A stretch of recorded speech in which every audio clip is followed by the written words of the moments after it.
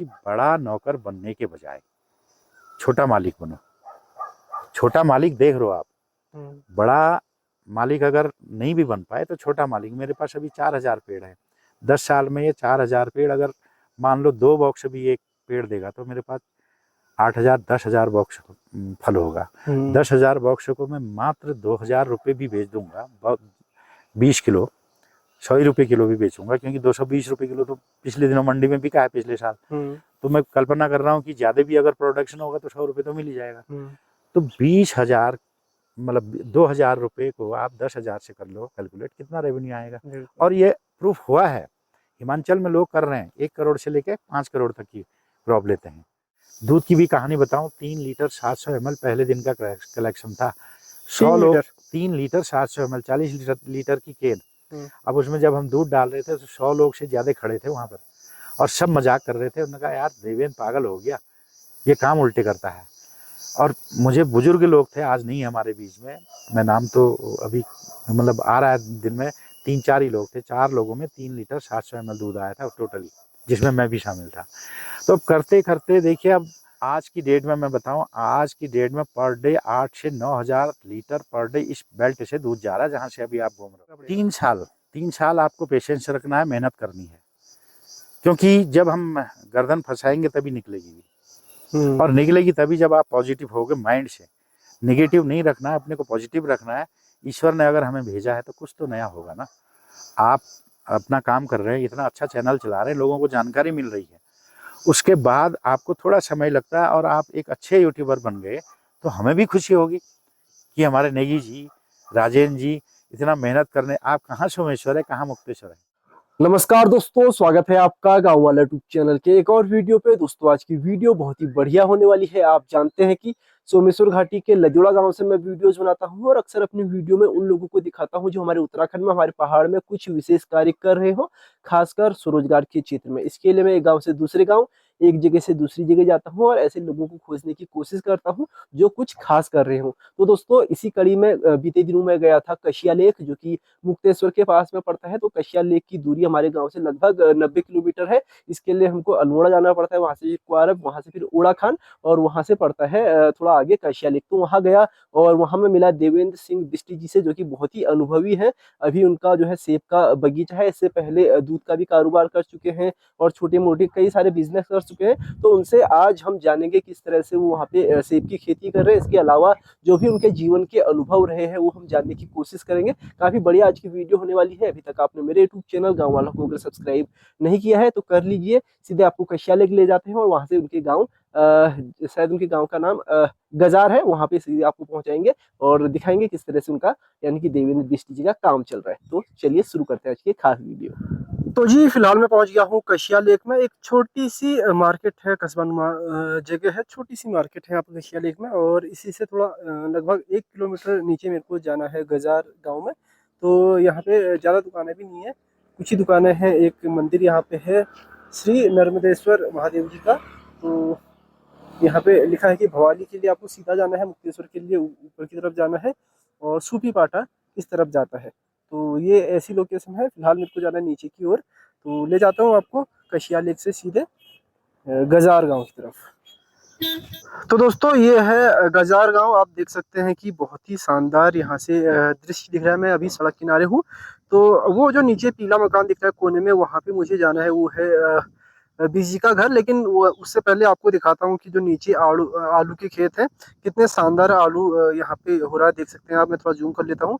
तो ये जो खेत है, ये देखिए, ये जिसमें अभी आपको सफेद सफेद फूल दिख रहा है, ये सारा यहाँ पे आलू की खेती हो रही है। और बीच बीच में जो पेड़ दिख रहे हैं वो मेरे ख्याल से आड़ू या फिर पुलम के पेड़ हैं, आड़ू या पुलम के पेड़ हैं। तो बहुत ही बढ़िया यहाँ पे खेती की जा रही है गजार वासियों के द्वारा। तो फिलहाल हमको जाना है वो सामने पीले वाले मकान में।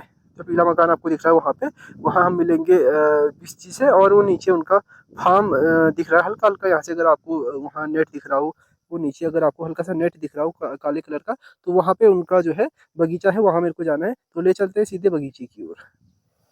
तो जी फिलहाल मैं पहुँच गया हूँ नीचे बगीचे में। आप देख सकते हैं कि बहुत सारे यहाँ पे पेड़ हैं, लगभग 4000 सेब के पेड़ हैं। और इन दिनों जो है इसमें सेब कुछ इस तरह से हो गया है, करीब करीब 1.5-2 महीने इसमें अभी बचे हैं इसकी हार्वेस्टिंग में। तो कौन कौन से वैरायटी का यहाँ पे सेब लगा है वो भी अभी हम जानेंगे बिष्ट जी से। और उसके अलावा क्या क्या इसकी देखभाल के लिए आवश्यक होता है इस समय में, क्योंकि अभी बहुत ही महत्वपूर्ण समय है। सेब जो है धीरे धीरे अब बड़ा हो रहा है, तो क्या क्या सावधानियां इसमें रखनी होती है वो दिखाऊंगा। इसके अलावा आपको पेड़ दिखा देता हूँ। लगभग ये 5-6 साल पुराने पेड़ हैं। ये देखिए, पेड़ में चूना भी लगा रखा है सभी पेड़ों में, और एक कतार में है, लगभग लगभग 1-1 मीटर की दूरी पे ये पेड़ लगे हुए हैं। तो काफ़ी बढ़िया बगीचा है और बहुत बड़ा बगीचा है। मैं पूरा घूमूंगा, अभी आपको दिखाऊंगा किस तरह से यहाँ पे प्लांटेशन हुआ है।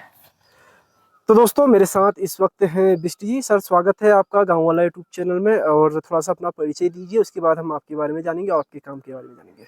नमस्कार नेगी जी, स्वागत है आपका गांव वाला ट्यूब का और यूट्यूब का भी और आपके इस चैनल का भी, और सभी दर्शकों से और आपसे नमस्कार। मेरा नाम देवेंद्र सिंह बिष्ट है। मैं ग्राम गजार, विकास खंड धारी, तहसील धारी, जनपद नैनीताल, परगना रामगढ़, मुक्तेश्वर का एक बागवान हूँ और यही मेरा परिचय है। बिल्कुल। तो अभी हम आपके पेड़ दिखा रहे थे, फिर से दिखा देता हूँ। तो ये है इनके सेब के पेड़। तो सर अभी ये बताइए कि कितना समय हो गया है आपको सेब के काम में, और इससे पहले भी बागवानी से जुड़े थे या फिर कुछ और कर रहे थे? वैसे तो खेती बाड़ी हमारा पैतृक काम रहा है। दादाजी लोगों से ही, परदादा लोगों से ही पहले खेती और बागवानी तो करते ही थे। बीच में करीब 30-40 साल पहले से बागवानी और इसको ज़्यादा कॉमर्शियल नहीं लिया बागवानी को। वो कारण रहे बहुत सारे हो सकते हैं। एक दो जनरेशन जो बीच की रही, उन्होंने इंटरेस्ट नहीं लिया पूरे क्षेत्र में। कभी इस मुक्तेश्वर रामगढ़ बेल्ट को फ्रूट बेल्ट के नाम से जाना जाता था पूरे उत्तर प्रदेश में, भारत में। उसी का एक रूप ये है, जबकि ये पूरी बेल्ट जहां आप मुक्तेश्वर के 2-3 ब्लॉकों में आप घूमते हैं, रामगढ़ हो गया, कुछ एरिया हमारा बेताल घाट हो गया, और अपना धारी हो गया, उखलकांडा हो गया, और कुछ एरिया भीमताल का। तो ये एक फ्रूट बास्केट के रूप में हमारे उत्तर भारत का एक बहुत अच्छा एरिया था। अंग्रेजों के शासनकाल से भी के टाइम में, 1800 कुछ में। अच्छा। तो उसका फैलाव रहा। यहाँ अच्छे फ्रूट से होते थे, बड़ा नाम था रामगढ़ का फ्रूट करके, सेव करके।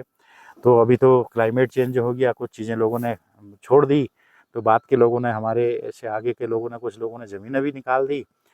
तो अब हमें ये अपॉर्चुनिटी मिली 2020 में, हमने इसको पुनः स्थापित किया। 30 साल इन खेतों को, जो एरिया आप देख रहे हैं, तो सारा ये खाली खेत थे। इस पे और भी वाइल्ड कहना चाहिए, काफल के पेड़, बुरांस के पेड़, चीड़ के पेड़ ये उग गए थे। हमने इसमें आड़ू का बगीचा बनाया था, जिससे इतना लाभ नहीं होता था।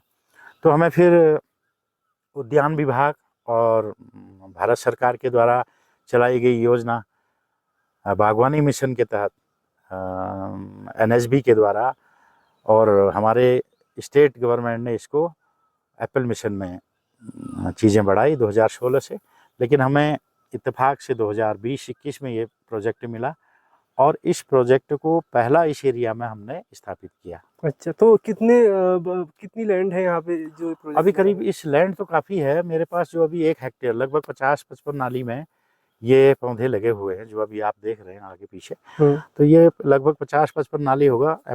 और जिसमें सारे फ्रूट्स के पौधे अगर हम मिलाएं, इसमें कीवी भी है, मैक्सिमम तो सेव है। सेव में भी 2 वैरायटियाँ हैं हमारे पास, गाला सैनिको रेड और किंग रॉड। अच्छा। ये 2 हमारे पास ठीक ठाक क्वांटिटी में है। बाकी जैसे कुछ पौधे कीवी के हैं, कुछ वॉलनट अखरोट के हैं, कुछ हमारे पास स्टोन फ्रूट में प्लम है।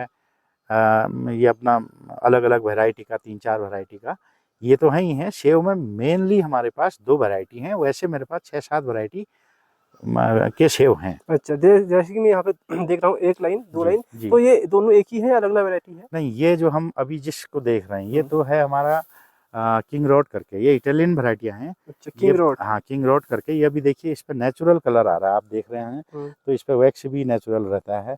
तो ये जब दाना बड़ा होगा, आप कभी जुलाई के महीने में इसको चेक करेंगे, तो आप देखेंगे कि ये बहुत ज़बरदस्त बनेगा। और वैसे ही ये अगर किंग रोड है, तो जो सेकेंड रो है हमारी, ये जो आप देख रहे हैं, इधर से आप दिखाइएगा इसको, तो ये गाला सैनिको रेड है।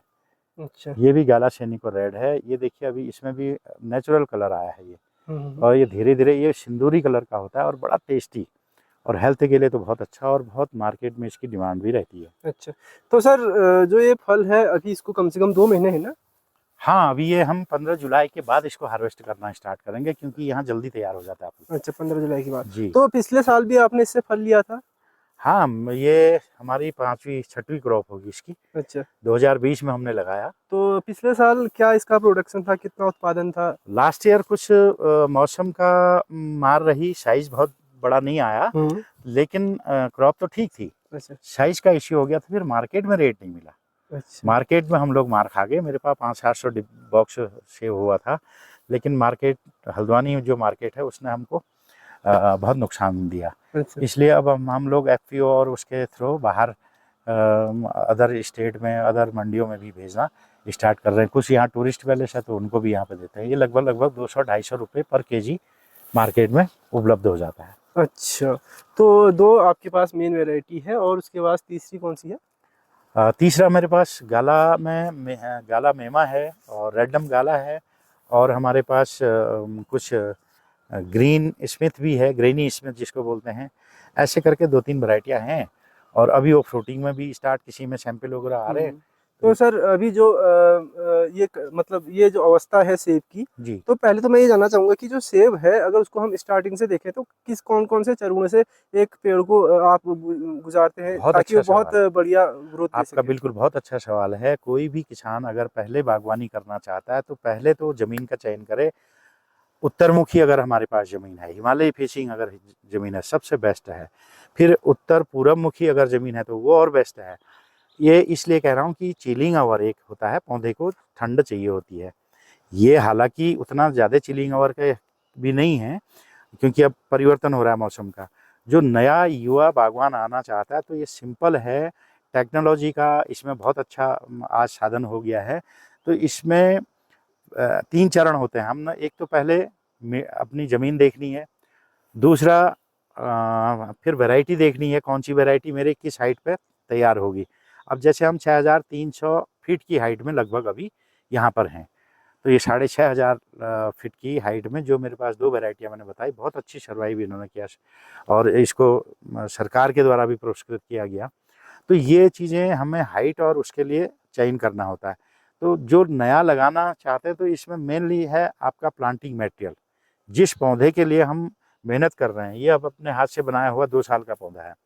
अच्छा, ये आपने खुद से बनाया? ये हमने खुद से कटिंग करके यहीं के सीडलिंग प्लांट में बनाया है। इसके 2 टाइप के आते हैं, एक तो प्लांट होता है आपका क्लोनल, और एक वैसे हैं जो हमारे ट्रेडिशनल पुराने हैं, बीज से तैयार किए हुए। तो अभी M9 का ये ब्लॉक है। M9 एक इसकी किस्म है, उसमें हमारा ये पौधा लगा हुआ है, जो 2 लाइन आप देख रहे हैं। बाकी में हमने यहाँ के अलग अलग तरीके से जो लोकल तरीके थे उनसे ये तैयार किए हैं।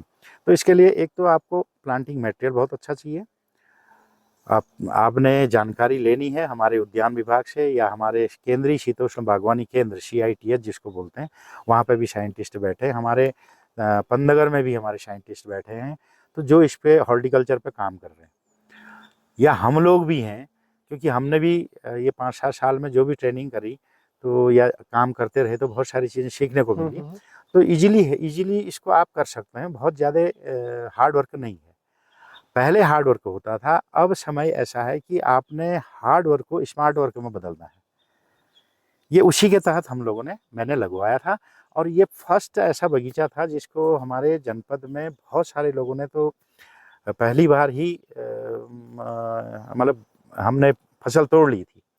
लेकिन उससे पहले लोगों को ये था कि यार ये तो पागल आदमी है, कैसे कर रहा है, ऐसे कभी सेव होते ही नहीं है। तो ये सब चल रहा था। तो ईश्वर ने ऐसी कृपा करी, हमने 8 अप्रैल 2020 को 8 अप्रैल 2020 को ये प्लांट लगाए हमने, और 12, 13, 14 तारीख तक हमने कंप्लीट किया होगा, क्योंकि 1008 पेड़ लगाने थे। 1008 पेड़ लगाने थे, तो हमने इतना टाइम लगा, और सेम ईयर 27 अगस्त या 28 अगस्त 2020 में हमने इसके सैंपल ले लिए थे। अब लगा लो, ये प्लांट वैसे आए थे, ये इटली से। अच्छा, फैदर प्लांट बोलते हैं, फैदर इनको बोलते हैं। ये जो है ये टहनियाँ हम्म। सहित पेड़ आए हुए थे उस समय। अच्छा, तो ये पेड़ की मतलब काफी पुराना एक तरह से हो गया था वही हाँ, 5 आपने। साल 4 साल पुराना पेड़ हमें मिला। हाँ। और हमने इस पे मेहनत करी, ईश्वर ने बड़ी कृपा करी।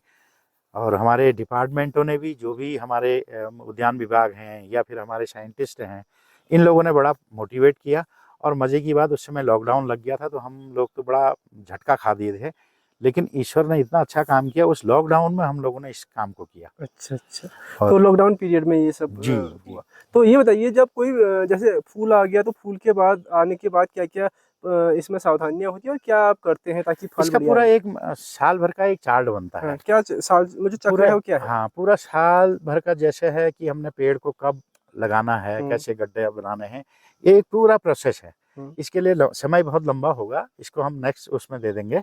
लेकिन इजी है कि हमें अच्छी वैरायटी का चयन करना है, फिर अपनी तकनीकी को इस्तेमाल करना है, कैसे गड्ढा बनना है, कैसे कितनी दूरी में ये पेड़ लगना है, क्योंकि ये 3-3 फुट की दूरी में है, 1-1 मीटर की। अच्छा, तो आप देख रहे होंगे, तो इसको सघन बागवानी बोलते हैं। सघन बागवानी। हाई डेंसिटी एप्पल प्रोजेक्ट के अंतर्गत इसको बनाया गया है। तो ये एक बहुत ही कम जगह में, कम समय में अधिक उत्पादन देने की एक अच्छी योजना है फ्रूट्स के लिए, पहाड़ों के लिए। अच्छा। और जो मुझे लगता है हमारे उत्तराखंड के लिए तो एक वरदान साबित होगी। वरदान इसलिए होगी क्योंकि हमारे पहाड़ों में जैसे आजकल गर्मियां पड़ रही हैं, आज हो गई 23 23 मई है। 23 मई हो गई आज। 23 मई है और मई का महीना आप देख रहे हो कितना सुंदर मौसम हो रहा है। तो हमारे देश के अलग लोग जो नीचे से घूमने आते हैं छुट्टियों में बच्चों के साथ, तो उनके लिए एक अपॉर्चुनिटी है कि वो ठंडे मौसम में आएंगे, फल भी यहाँ के देखेंगे, खाएंगे। तो इसको हम हॉर्टी टूरिज्म में भी कन्वर्ट कर रहे हैं, डिपार्टमेंट और सरकार के द्वारा। अच्छा। तो धीरे धीरे प्रैक्टिस करने लग गए हैं और ये एक इनकम का आधार बन जाएगा हमारे युवाओं के लिए, हम लोगों के लिए। तो सर मैं ये जानना चाहूँगा, यहाँ पे आपको रोकूंगा थोड़ा सा। जैसे कोई जैसे आपके पास तो बहुत बड़ी लैंड है, ठीक ठाक लैंड है, यहाँ पे बहुत बढ़िया ज़मीन है, लेकिन हमारे पहाड़ों में लोगों के पास 2 नाली, 4 नाली, 6 नाली, मुश्किल से किसी के पास 2 नाली है किसी के पास। बिल्कुल। तो अगर वो छोटे स्तर पे काम करना चाहते हैं तो क्या वो भी एप्पल मिशन के द्वारा इस योजना का लाभ ले सकता है? बिल्कुल कर सकते हैं। सरकार ने इसमें पूरी योजना बनाई है, 200-250 पेड़ से लेके आप 100 नाली तक। अच्छा। 100 नाली मतलब 2 हेक्टेयर तक आप कर सकते हो। आपके पास 2 नाली है, आप उसमें लगा सकते हैं, 5 नाली है उसमें लगा सकते हैं। तो कहने का मतलब सरकार ने इसको पूरा वो रखा है। लेकिन एक चीज़ इसमें ज़रूर सरकार ने और हम लोगों ने सोच करके करना चाहिए, इसको चकबंदी। क्योंकि हमारे उत्तराखंड की भौगोलिक परिस्थिति, अब परिवार तो बढ़ते गए, ज़मीन उतनी थी तो बढ़ते बढ़ते टुकड़ों में चले गई। अब उन टुकड़ों को उन परिवारों के हिसाब से अगर बांटना स्टार्ट कर दे सरकार, एक बार नियम कुछ भू कानूनों में जो अपना ज़मीन के कानून है उनको बदलाव करके गांव के लोगों के साथ बैठ के, मैं ये नहीं कहता कि सीधे ऊपर से बना दिए जाएं, तो गांव के जो जिम्मेदार लोग हैं, जो सामाजिक लोग हैं, या जो फिर असली मेहनत कर रहे हैं, उन लोगों को, स्टॉक होल्डर्स को, संस्थाओं को और डिपार्टमेंट को एक जगह बैठ करके इसकी रूपरेखा बना करके भू कानून को भी बदलाव करके पूरे पहाड़ी क्षेत्र में इम्प्लीमेंट करना चाहिए। और उससे होगा क्या, मान लो आपके पास 7 नाली ज़मीन है और 6 जगह वो बटी हुई है। 7 नाली ज़मीन 6 जगह का माने आप समझ सकते हो। तो क्या कर लेंगे हम, योजना अगर बन भी रही है तो उसका कोई फायदा ही नहीं है। वो योजना वो लोग ले रहे हैं जो पैसे वाले हैं या फिर जिन्होंने बड़ा हाँ वही मैं कह रहा हूँ, क्योंकि मैं अधिकतर देखता हूँ ना जिनके लिंक लाइसेंस बहुत अच्छे हैं। हेलीकॉप्टर जा रहा है ऊपर से। हाँ ये भी एक सरकार की उपलब्धि है। तो मैं ये कह रहा हूँ, आपने सही यहाँ पे मुद्दा उठाया कि जिनके लिंक है, लाइसेंस है, या फिर जो थोड़ा राजनीति के क्षेत्र से जुड़े हुए हैं, या फिर जिनके पास पहले से ही धन है, वो लोग तो बहुत आसानी से इस तरह की योजनाओं का लाभ ले लेते हैं। लेकिन जिसको असल में इस योजना का लाभ चाहिए, जिसको ज़रूरत है सब्सिडी की, उन तक इसकी पहुंच है नहीं, या तो इतना पेचीदा हो जाता है या फिर वो लोग भी घबरा जाते हैं कि वो नहीं पाते। हाँ बिल्कुल आपने सही कहा। मेन क्या है, इसको धरातल में आने तक एक तो लोगों को जानकारी नहीं होती है। जो बड़ा आदमी कहें या फिर ज़्यादा कारोबार वाला है या पैसे वाला है, वो तो सीधे आगे जा करके अपना काम करके ले आता है। दो नाली वाला है वो बेचारा सोचते रह जाता है, उसकी समझ भी नहीं आता, क्योंकि उसने दिनचर्या अपनी साल भर की चीज़ें भी देखनी है। तो इसके लिए हमें, इसीलिए मैं कह रहा हूँ सरकार भी मिले, विभाग भी मिले, प्लस जो हमारे स्टेक होल्डर हैं, कुछ संस्थाएं जो काम करती हैं आपस में क्षेत्रों में, उनके साथ मिल करके साझा प्रोग्राम करके उन किसानों तक इसको धरातल में उतारा जाए। और ये एक बहुत बढ़िया अच्छा मिशन है। इसके साथ ही अभी एप्पल मिशन चल रहा है, अभी मुख्यमंत्री जी ने माल्टा मिशन की घोषणा की है। तो ये चीज़ें चलेंगी जो हमारे पहाड़ को बहुत कुछ समृद्धि दे सकते हैं। वैसे उत्तराखंड ऐसा गरीब पहाड़ नहीं है, यहाँ तो बहुत अपॉर्चुनिटी है, बस ज़रूरत है हमारा युवा एक बार जाग करके खड़ा हो जाए। अच्छा, तो काफ़ी बढ़िया बातचीत आप कर रहे हैं। थोड़ा आपके बारे में आप जानते हैं, थोड़ा अपने बारे में भी बताइए कि आपने शुरू से ही गाँव में ही इस तरह का स्वरोजगार किया या फिर पहले कभी नौकरी वगैरह भी करते थे? नौकरी तो नहीं करी मैंने, और मेरा बचपन से ही, जैसे मैंने हाई स्कूल करने के बाद पारिवारिक परिस्थिति ऐसी थी, पिताजी को डायबिटीज़ था और धीरे धीरे ज़रूरतें बढ़ गई, परिवार बड़ा था, 10-15 जनों का परिवार था, तो होता ही है।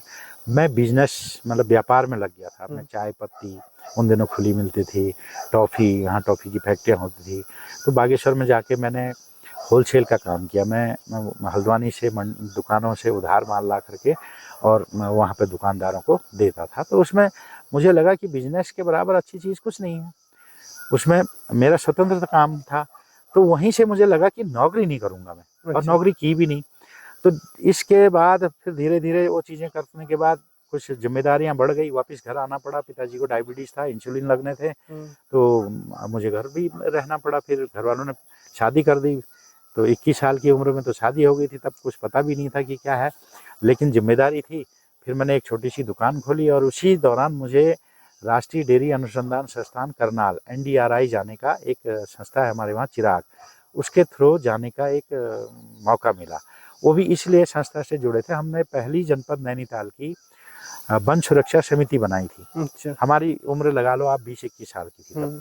तो हम युवाओं ने जो बनाया था उसी के माध्यम से हम संस्था से जुड़े। संस्था ने एक अच्छा काम किया, हमें पहले जीवन में दिखाया कि भाई करनाल हरियाणा में है, और 20-21 साल का मैं युवा वहाँ जा कर के डेयरी का काम जब देखा, मैंने वहाँ पर ट्रेनिंग करी 3 महीने की।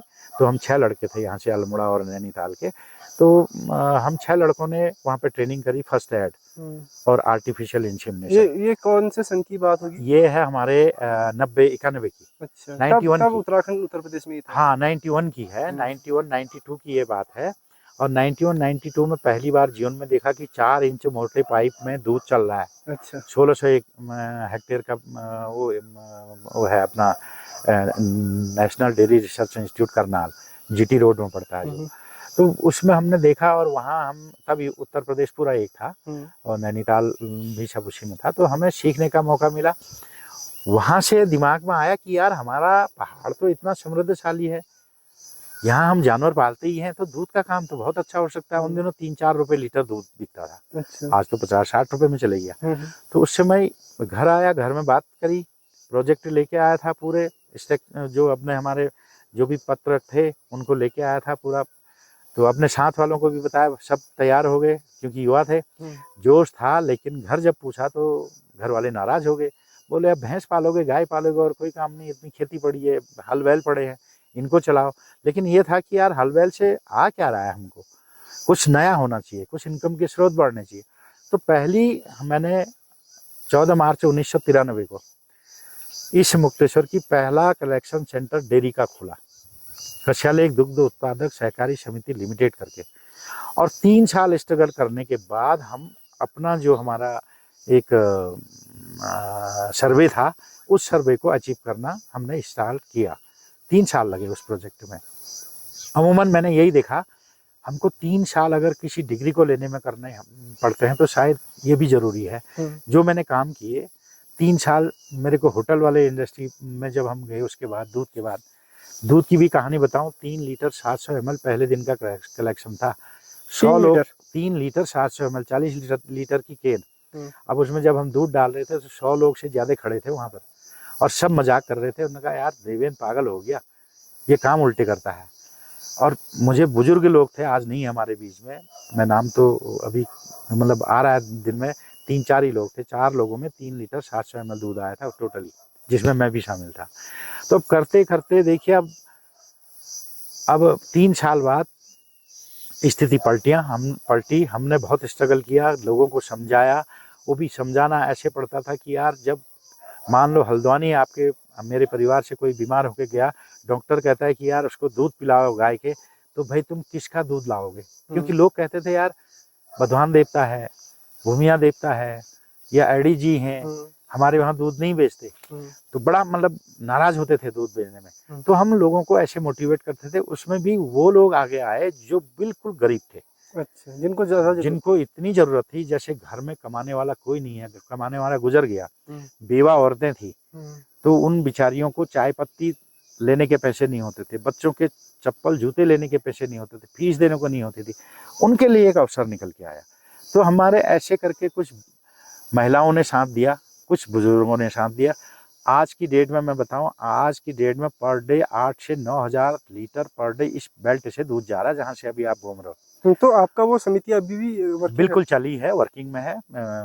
मेरा कलीग भाई काम कर रहे हैं उसमें। अच्छा। और हमने 6-7 डेयरियाँ ओपन करी है। फिर 16 साल उस पर काम किया। अच्छा, शुरू कहाँ से किया था? 3 लीटर से? 3 लीटर 7 और आज की तारीख में कितना लीटर हुआ? आज की तारीख में तो 400-500 लीटर पर डे होता है, जिस डेयरी को हमने वो किया। अच्छा। उसके साथ भी अभी 7-8 डेयरियां अलग खुल गई उन लोगों की, उस क्षेत्र की। अच्छा। तो कहने का मतलब यह है कि पूरे क्षेत्र में अभी 8,000 लीटर दूध यहाँ से पर डे जाता है 2 घंटे में सुबह। अच्छा। और पूरा साल का रेवेन्यू आप लगा लो, अगर 40 रुपये लीटर भी है, एक दिन में लगभग 2.5-3 लाख लीटर दूध जाना बहुत बड़ी बात है ना। अब नहीं, 8,000 लीटर दूध जाना, तो ये करीब 2.5-3 लाख रुपए से ऊपर की रकम बनती है। तो साल भर में 7-8 करोड़ से ऊपर का रेवेन्यू गांव में आ रहा है। आज मैं थोड़ी दूध बेच रहा हूँ, दूध तो वो लोग बेच रहे हैं जो सोच रहे हैं, जो लोग मजाक बनाते थे उनके बच्चे दूध बेच रहे हैं। बिल्कुल। मैंने तो स्टेप छोड़ के आगे चले गया, मैं होटल में चले गया। अब फिर कहानी वहां से पलटी। होटल भी यहाँ पहला है, नीलकंठ पीसीओ सुविधा युक्त रेस्टोरेंट हमने बनाया अभी। तो पहला रेस्टोरेंट था ये 2005 में हमने ओपन कर लिया था, मुक्तेश्वर बेल्ट का ऑन द वे खुलने वाला। अच्छा। वो भी एक नया काम था, हमें आता कुछ नहीं था, लेकिन हमारे अच्छा, तो आपका मानना है कि किसी भी अगर काम को आप करते हो तो कम से कम 2-3 साल का धीरज रखना पड़ेगा। 3 साल आपको पेशेंस रखना है, मेहनत करनी है। क्योंकि जब हम गर्दन फंसाएंगे तभी निकलेगी, और निकलेगी तभी जब आप पॉजिटिव होगे माइंड से। नेगेटिव नहीं रखना है, अपने को पॉजिटिव रखना है। ईश्वर ने अगर हमें भेजा है तो कुछ तो नया होगा ना। आप अपना काम कर रहे हैं, इतना अच्छा चैनल चला रहे हैं, लोगों को जानकारी मिल रही है, उसके बाद आपको थोड़ा समय लगता है और आप एक अच्छे यूट्यूबर बन गए, तो हमें भी खुशी होगी कि हमारे नेगी जी, राजेंद्र जी इतना मेहनत करने, आप कहाँ सोमेश्वर है, कहाँ मुक्तेश्वर है। बिल्कुल। तो आप इतना दौड़ लगा रहे हैं, तो जरूर आपको भी इसका फायदा मिलेगा। कहने का मतलब यही है, कोई भी युवा आगे आएगा तो 3 साल, अगर वो डॉक्टर भी बनना चाहता है तो 5 साल लगते हैं पीएचडी करने के लिए। इंजीनियर बनना चाहता है तो 3 साल 5 साल लगाता है वहाँ। उसके बाद जॉब मिलेगी या नहीं मिलेगी। मैं इसलिए भी कहता हूँ कि बड़ा नौकर बनने के बजाय छोटा मालिक बनो। छोटा मालिक देख रहे हो आप, बड़ा मालिक अगर नहीं भी बन पाए तो छोटा मालिक। मेरे पास अभी 4,000 पेड़ है। 10 साल में ये 4,000 पेड़, अगर मान लो 2 बॉक्स भी एक पेड़ देगा तो मेरे पास 8,000 10,000 बॉक्स फल होगा। 10,000 बॉक्स को मैं मात्र 2,000 रुपये भी बेच दूंगा। 20 किलो 100 रुपये किलो भी बेचूंगा, क्योंकि 220 रुपये किलो तो पिछले दिनों मंडी में बिका है पिछले साल।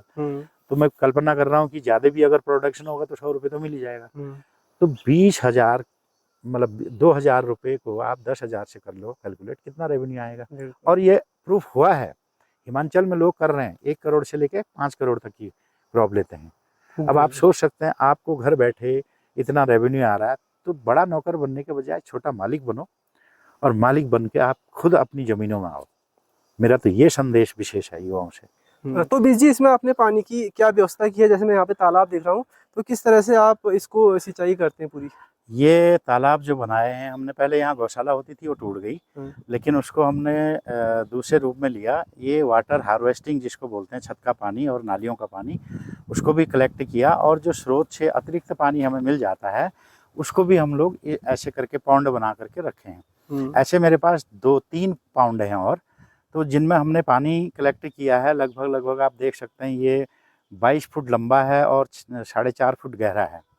तो इसको हमने पॉलीथीन में किया है। सस्ते ये टैंक बने, और ऐसे हमने 3 टैंक बना रखे हैं। और इससे हम सिंचाई जो हमारे पौधों को चाहिए, या हमारे जो भी दवा के साथ मिला करके देना है, या कैसे क्या, अब रूट स्टॉक M9 बताया तो उसको पानी की ज़्यादा वो रहती है रिक्वायरमेंट, तो उसकी पूर्ति कर लेता है। अच्छा। तो ये एक अच्छा साधन हो गया, ईश्वर ने बना दिया। और साथ के कुछ लोगों ने ये राय दी कि बड़ा टैंक बनाओगे सीमेंटेड तो फट जाएगा, पानी नहीं होगा तो फटेगा, नुकसान हो जाएगा। इससे अच्छा इसकी लागत 30 से 32 हज़ार रुपये टोटल ही आई। अच्छा। अब एक लगा लो 30-32 हज़ार लीटर में रुपए में हमने अच्छा खासा लगभग 60,000-70,000 लीटर पानी हमने रखा है यहाँ।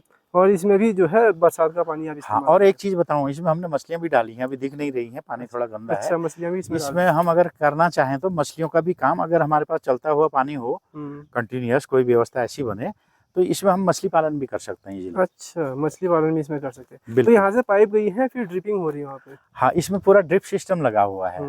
टपक सिंचाई योजना जो हमारे देश का, भारत सरकार का भी कहना है कि बूंद बूंद पानी बचाना भी है, हमें जितना पानी चाहिए उतनी बूंदें वहाँ डालनी है।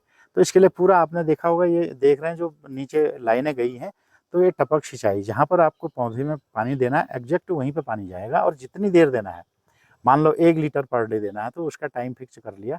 और ये तो ये साफ मैनेज कहाँ से होता है? मैनेज इसके लिए अब तो ये जो है कहना चाहिए स्मार्ट वर्क में हमारे पास टेक्नोलॉजी ऐसी आ गई है, कुछ डिवाइस लगी हैं, कुछ एक ऑटोमेशन जिसको बोलते हैं वो कुछ लगे हुए हैं, तो उससे भी इसमें काम चल रहा है। अच्छा। तो अभी तो हम मैनुअली कर देते हैं, लेकिन अभी मेरे पास जैसे मशीन आ गई है उद्यान विभाग के द्वारा, तो उस मशीन को मैं इस बार इस्टेब्लिश कर दूंगा। और इसमें मैं कहीं से भी, अगर मैं मान लो हल्द्वानी गया हूँ या दिल्ली गया हूँ, और मुझे सारा मॉइस्चर और मेरा फ़ोन बताएगा, और मैं वहीं से ऑन करना ऑफ करना वहीं से बता देगा। ऑटोमेशन का मतलब खुद ब खुद पहले तो मशीन चल जाएगी, थोड़ा सा उसको एनर्जी चाहिए होती है, और उसके हिसाब से वो काम करती है, और यहाँ पे स्टार्टिंग हो गई है उसकी। अच्छा। ये देखिए नेगी जी, ये ना, ये मैंने एक प्रैक्टिकल किया। किसान अपने आप में अगर कुछ करना चाहे, इंटरेस्टिंग जॉब है। ये जो आप लाल वाले फल दिख रहे हैं, ये वाले, ये गाला सैनिकों का एक कटिंग था, तो मैंने ऐसी जाड़ों में इसको कट लगा दिया था 2 साल पहले, 1 साल पहले, 1-2 साल पहले। हाँ, तो ऐसे ही यहाँ पर लगा तो इतने फल आ गए, जबकि ये पुराना ट्रेडिशनल पेड़ है डीके डेलिशियस का, ये हरे आपको देख रहे हैं सेब। इसी में दूसरा हमारे पास गाला का हमने लगा दिया, तो ये इतने अच्छे आ रहे हैं। 2 कटिंग लगाई थी, एक यहाँ भी है, ये देखिए आप, ये इसमें आपके आ रहे हैं 3, 2, 5, 3, 8, 2, 10, 3, 13 दाने हैं। और ये देख लो आप, ये डंडी गई है, यहाँ पे मैंने ये ग्राफ्ट किया हुआ है, यहाँ से ग्राफ्ट करके ये ब्रांच चले गई, इसकी देख रेख ज़्यादा नहीं कर पाया, लेकिन इस पे फल आ गया है, देख लो आप। तो एक पेड़ पे आप पुराने पेड़ पे दूसरे किस्म का भी फल ले रहे हैं? ले सकते हैं, ये एक प्रैक्टिकल है, ये भी एक रिसर्च का भाग हो सकता है। हम इस पे, मेरा मन है कि अगर ये पेड़ साथ दे तो मैं इसमें 3-4 टाइप के फल एक पेड़ में पैदा कर दें। अच्छा। अलग अलग वैरायटियों के। ठीक। तो ऐसे ही हमारे पास प्लम है, आइए देखते हैं आपको। खुमानी भी तो दिख रहा है, खुमानी है? हाँ, खुमानी भी है, लेकिन अभी छोटे हैं पौधे। अच्छा। ये है, हाँ, इसका ध्यान रखना। इसको तो हम जानते हैं। बिच्छू घास।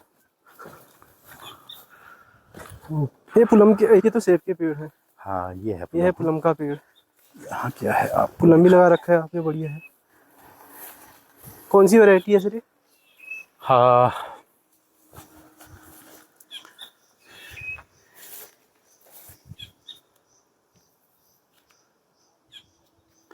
अच्छा, ये तो हमारा ट्रेडिशनल यहाँ का है, और इस बार ओलों ने नुकसान कर दिया था, तब ऐसे दाग दिख रहे हैं। ये हमारा यहाँ का ही प्लम है, और ये है हमारा ब्लैक एम्बर का।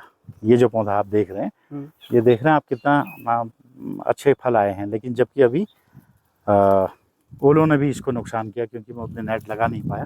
ये देखिए कितने अच्छे हैं, और बड़ा इसका सेल्फ लाइफ बहुत अच्छी है। और क्या नाम बताया? Black amber. ब्लैक एम्बर है। मतलब ये पकने के बाद काला हुआ क्या? ये एकदम, हाँ, काला लाल होगा, और इसकी सेल्फ लाइफ बहुत अच्छी है। अच्छा। इसको आप 4 महीने 6 महीने रोक सकते हैं। गौर करना, मैं कितना टाइम बता रहा हूँ, 4-6 महीने? 4 महीने 6 महीने रोक सकते हैं। अच्छा। और ये 400 रुपये किलो, 300 रुपये किलो से नीचे नहीं बिकता है। अच्छा। बड़े मॉल, बड़े मॉल हैं या बड़े अपने जो स्टोर हैं, सुपर स्टोर हैं, उन पे ये बिकता है। अच्छा। ये बहुत अच्छा है। इधर भी हमारे सारे यही प्लम के ही पेड़ हैं, ये लाइन में जो लगे हुए हैं। तो बीजी अभी जो आपका बगीचा है इसमें आजकल आप क्या काम कर रहे हैं?